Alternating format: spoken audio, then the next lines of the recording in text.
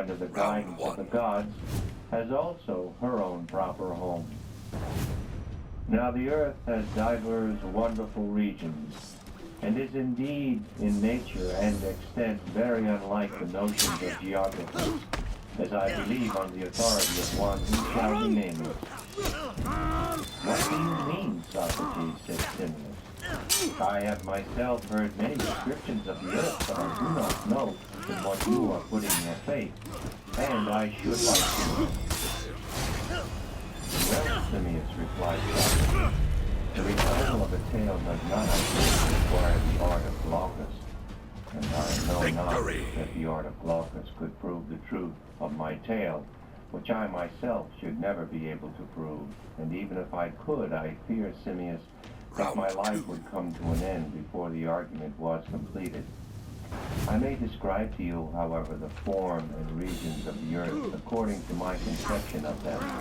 That, said Simmias, will be enough. Well then, he said, my conviction is that the earth is a round body in the center of the heavens, and therefore has no need of air or any similar force that supports it, but is kept there and hindered from falling or inclining any way by equability of the surrounding heaven and by her own equipoise. For that which being an equipoise in the center of that which is equitably diffused will not incline any way in any degree, but will always remain in the same state and not deviate. And this is my first notion. Which is surely a correct one, said Simmias. Also I believe that the earth is very vast, and that we who dwell in the region extending from the river Phasis to the pillars of Heracles along the borders of the sea are just like ants or frogs without a marsh, and inhabit a small portion only, and that many others dwell in many like places. For I should say that in all parts of the earth there are hollows of various forms and sizes into which the water and the mist and the air collect, and that the true earth is pure, and in the pure heaven, in which also are the stars. That is the heaven which is commonly spoken of as the ether, of which this is but the sediment collecting in the hollows of the earth. But we who live in these hollows are deceived into the notion that we are dwelling above on the surface of the earth, which is just as if a creature who is at the bottom of the sea were to fancy that he was on the surface of the water, and that the sea was the heaven through which he saw the sun and the other stars. He, having never come to the surface by reason of his feebleness and sluggishness, and having never lifted up his head and seen, nor ever heard from one who had seen, this other region which is so much purer and fairer than his own. Now this is exactly our case, for we are dwelling in a hollow of the earth, and fancy that we are on the surface. There we call the heaven, and in this we imagine that the stars move. But this is also owing to our feebleness and sluggishness, which prevent our reaching the surface of the air. For if any man could arrive at the exterior limit, or take the wings of a bird and fly upward, like a fish who puts his head out and sees this world, he would see a world beyond, and if the nature of man could sustain the sight, he would acknowledge that this was the place of the true heaven, and the true light, and the true stars. For this earth, and the stones, and the entire region which surrounds us, are spoiled and corroded like the things in the sea which are corroded by the brine. For in the sea, too, there is hardly any noble or perfect growth, but clefts only, and sand, 16. What's up with it? Yo. And even the shore is not to be compared to the fairer sights of this world, and greater far is the superiority of the other. Now of that upper earth which is under the heaven, I can tell you a charming tale, Simmias, which is well worth hearing. And we, Socrates, replied Simmias, shall be charmed to listen. The tale, my friend, he said, is as follows. In the first place, the earth, when looked at from above, is like one of those balls which have leather coverings in 12 pieces, and is of diverse colors, of which the colors which painters use on earth are only a sample. But there the whole earth is made up of them, and they are brighter far and clearer than ours. There is a purple of wonderful luster, also the radiance of gold, and the white which is in the earth is whiter than any chalk or snow. Of these and other colors the earth is made up, and they are more in number and fairer than the eye of man has ever seen. And the very hollows of which I was speaking, filled with air and water, are seen like light flashing amid the other colors, and have a color of their own, which gives a sort of unity to the variety of earth. And in this fair region everything that grows, trees and flowers and fruits, are in a like degree fairer than any here, and there are hills and stones in them in a like degree smoother and more transparent and fairer in color than our highly valued emeralds and sardonyxes and jaspers and other gems, which are but minute fragments of them. For there all the stones are like our precious stones, and fairer still.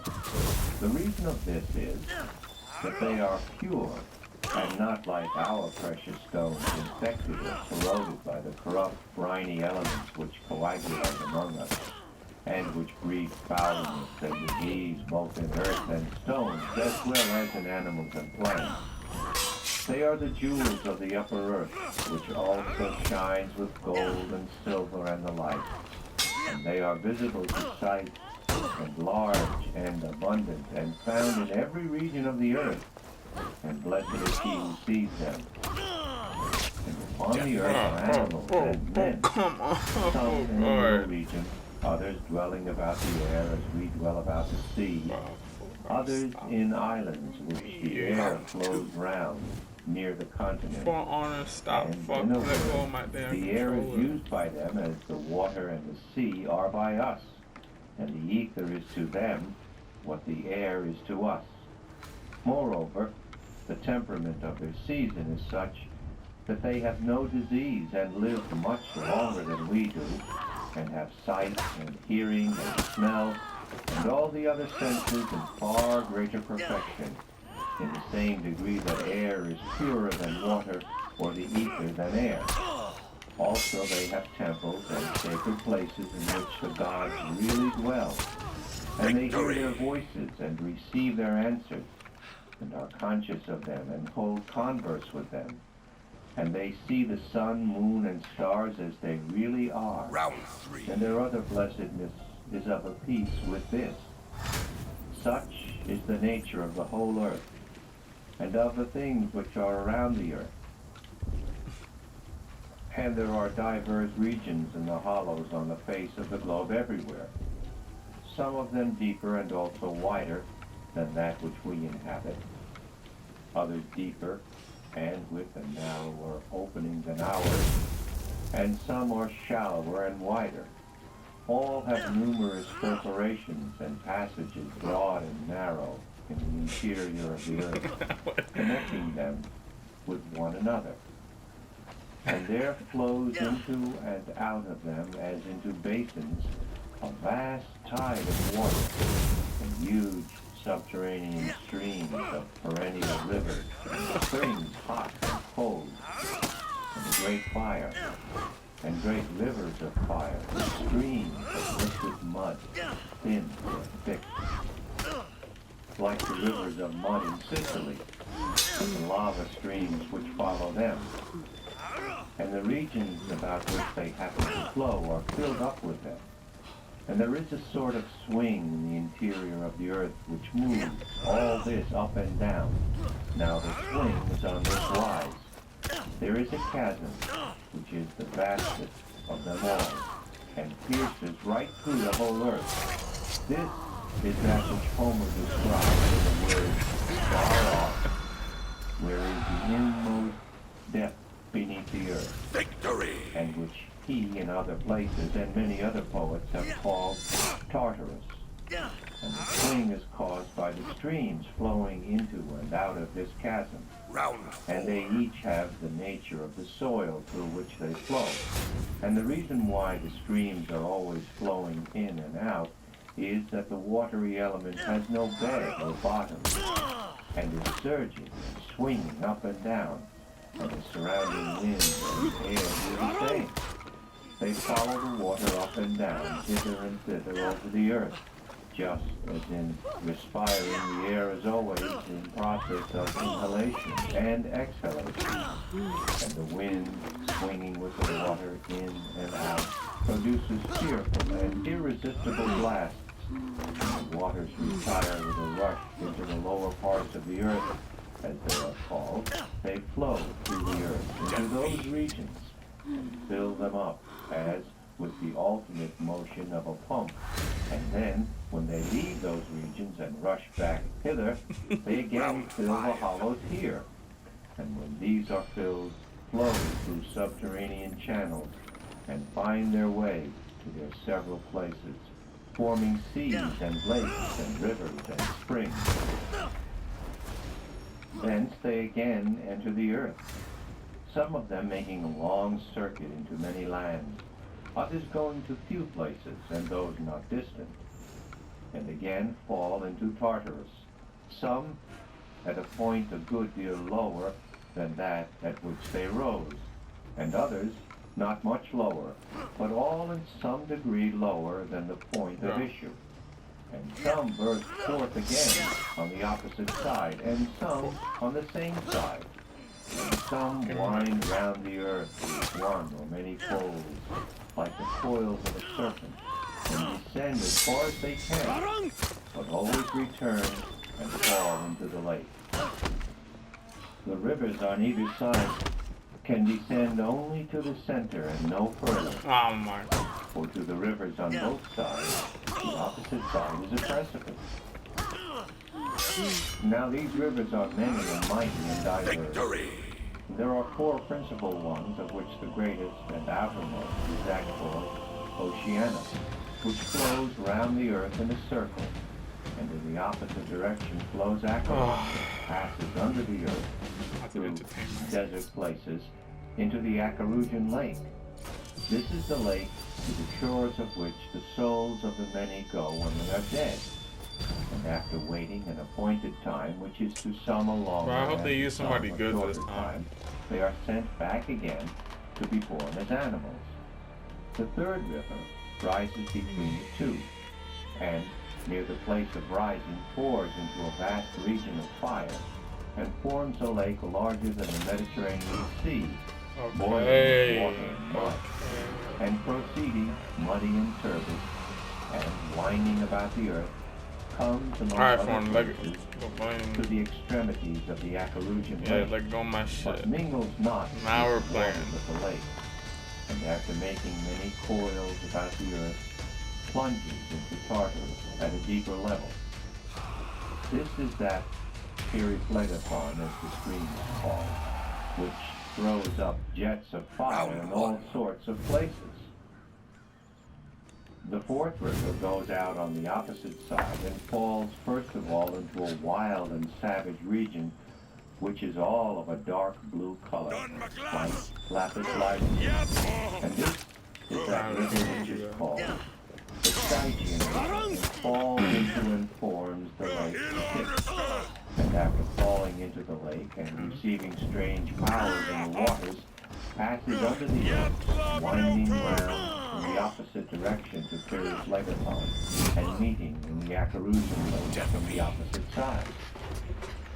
And the water of this river, too, mingles with no other, but flows round in a circle, and falls into Tartarus over against Periphlagathon. And the name of this river, as the poets say, is Cocytus. Such is the nature of the other world. And when the dead arrive at the place to which the genius of each severally conveys them, first of all, they have sentence passed upon them, if they have lived well and piously or not. And those who appear to have lived neither well nor ill go to the river Acheron and mount such conveyances as they can get, and are carried in them to the lake. And there they dwell and are purified of their evil deeds, and suffer the penalty of the wrongs which they have done to others, and are absolved and receive the rewards of their good deeds according to their deserts. But those who appear to be incurable by reason of the greatness of their crimes, or have committed many and terrible deeds of sacrifice, murder, foul, and violent, or the like, such are hurled into Tartarus, which is their suitable destiny, and they never come out. Those again who have committed crimes which, although grave, are not unpardonable, who in a moment of anger, for example, have done violence to a father or a mother, and have repented for the remainder of their lives, or who have taken the life of another under the like extenuating circumstances, these are plunged into Tartarus, the pains of which they are compelled to undergo for a year. But at the end of the year, the waves cast them forth, mere homicides, He's thick as a big boy. That's a thick boy. And matricides by Phlegethon. And they are born to the Acherusian lake. And there they lift up their voices and call upon the victims whom they have slain or wronged, to have pity on them and to receive them, and to let them come out of the river into the lake. And if they prevail, then they come forth and cease from their troubles. But if not, they are carried back again to Tartarus, and from thence into the river unceasingly, until they obtain mercy from those whom they have wronged. Run, bro, look how cool. It's a big boy, I like it. Those also who are remarkable for having led holy lives are released from this earthly prison and go to their pure home which is above, and dwell in the purer earth.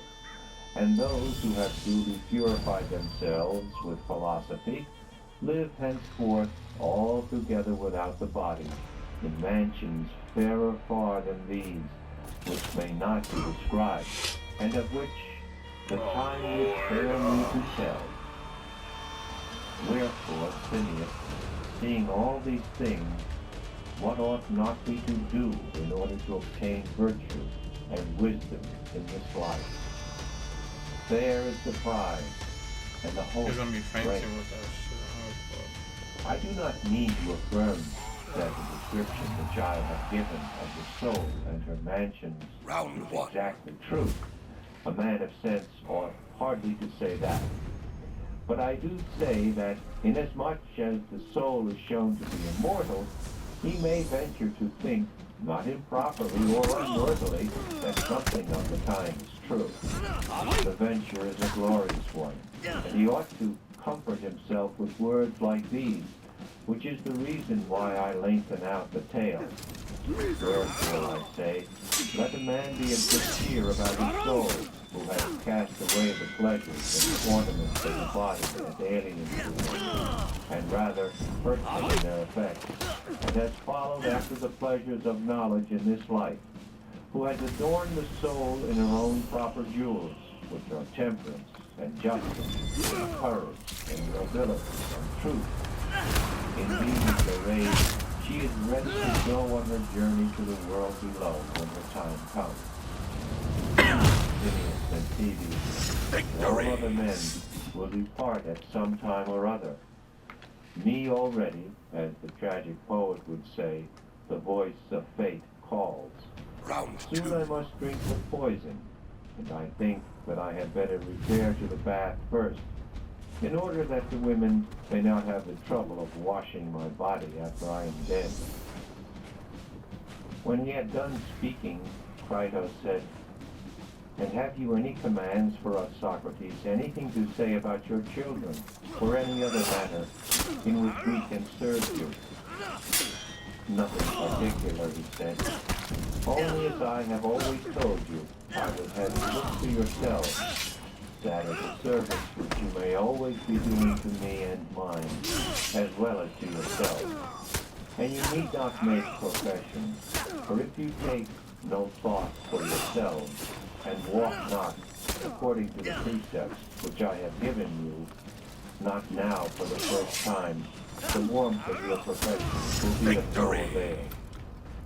We will do our best, said Crito, but in what way would you have us bury you? In any way that you like. Round 3. Only you must get hold of me and take care that I do not walk away from you. Then he turned to us and added with a smile, I cannot make Crito believe that I am the same Socrates who has been talking and conducting the argument. He fancies that I am the other Socrates, whom he will soon see, a dead body, and he asks, how shall he bury me? And though I have spoken many words in the endeavor to show that when I have drunk the poison, I shall leave you, and go to the joys of the blessed, these words of mine, with which I comforted you and myself, have had, as I perceive, no effect upon Crito, and therefore I want you to be surety for me now, as he was surety for me at the trial. But let the promise be of another sort. For he was my surety to the judges that I would remain, but you must be my surety to him that I shall not remain, but go away and depart. And then he will suffer less than my death, and not be grieved when he sees my body being burned or buried. I would not have him sorrow at my hard lot, or say at the burial, thus we lay out Socrates, or thus we follow him to the grave or bury him. For false words are not only evil in themselves, but they infect the soul with evil. Be of good cheer then, my